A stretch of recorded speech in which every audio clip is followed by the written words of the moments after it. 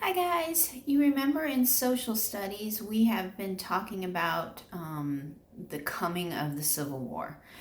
We've talked about the tensions that were in the North and the South, and the reasoning behind why the South wanted to keep slavery because they felt that it was a states' right issue and that the federal government didn't have a say. And they also felt that it was important to their economy. If they didn't have slavery, then they wouldn't have a way to keep up all of the crops that they were shipping out to the North to be processed or over to Great Britain. And the North, of course, was opposed to slavery because it was a moral issue. They didn't believe in slavery, and all of the abolitionists that we talked about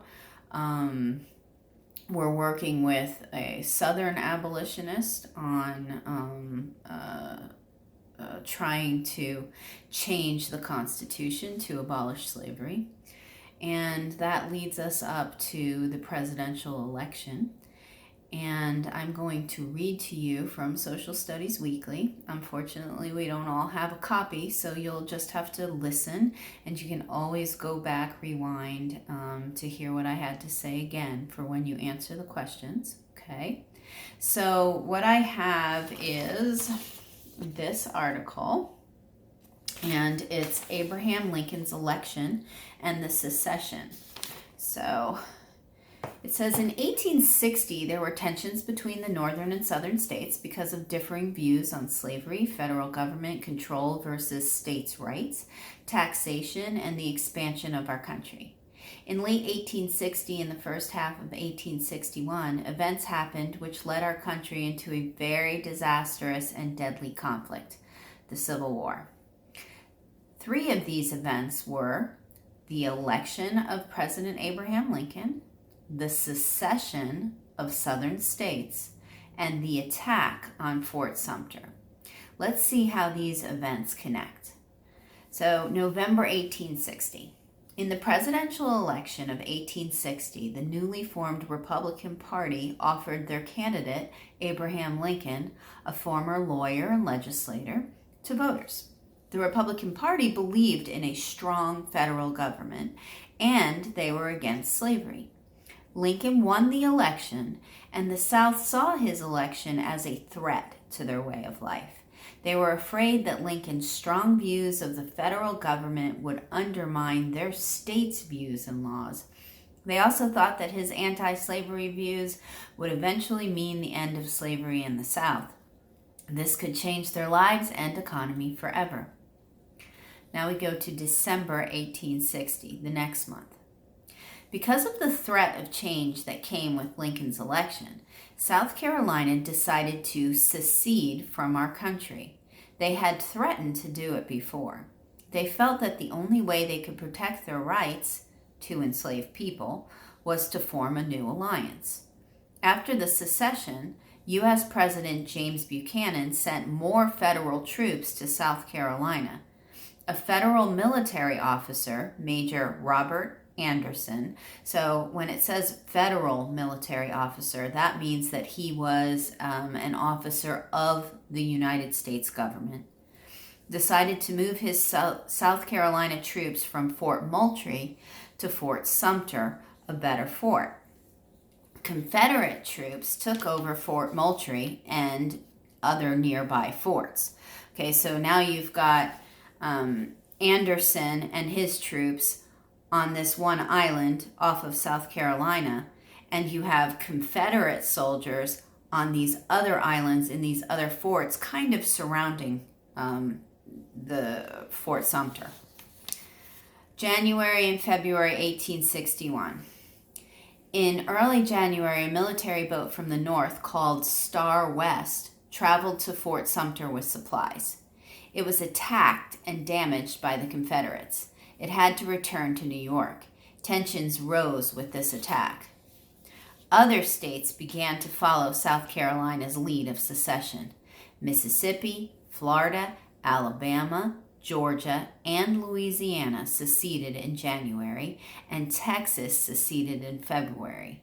In early February of 1861, these states met for a convention in Montgomery, Alabama. They created the Confederate States of America, adopted a Confederate Constitution, and elected President Jefferson Davis to lead them. So this was a serious act that they took. They said, we are literally not part of the Union of the states anymore. We are going to have our own group, the Confederacy, and we will have our own president. So now we're on to March 1861, the next month. On March 4th, 1861, Abraham Lincoln was inaugurated as president. Lincoln wanted to keep the country united and said that he wouldn't demand the end of slavery in states that already had it. However, he said that he would not allow states to secede. He asked for a large band of soldiers from northern states to fight against the seceded southern states. Some troops were already in South Carolina, including those at Fort Sumter. April and June 1861. In April of 1861, Lincoln decided that he needed to get more supplies to Fort Sumter, and he announced that a ship would be heading there. The Confederate South became angry about this and said that Lincoln's sending of the supply ship was an act of aggression. On April 11th, Confederate General Beauregard demanded that Major Robert Anderson and the Federal troops at Fort Sumter surrender the fort. When they refused, the first battle of the Civil War began. So the first battle is the battle at Fort Sumter. The Confederate troops attacked Fort Sumter April 12th and 13th. Major Anderson and his troops did not have enough weapons and supplies to fight back, and they surrendered the fort on April 13th. This battle led 4 more states to secede from the country. Virginia seceded in April, followed by Arkansas and North Carolina in May, and in Tennessee, Tennessee in June. People in the western portion of Virginia did not want to secede. So in June of 1861, they created West Virginia. So that's how West Virginia became a state. Even though the attack on Fort Sumter was not a huge battle and no lives were lost in the battle, it was very important in our history because it marked the beginning of the Civil War between the North, which was known as the Union, and the South, which was known as the Confederacy. And it was a war that would last 4 long years. And we will talk more about the major battles and the key generals. But for now, we're just going to stop here. And you'll see in the assignment that I want you to look at the interactive map next of the Battle of Fort Sumter. And after you do that, you have the questions to answer.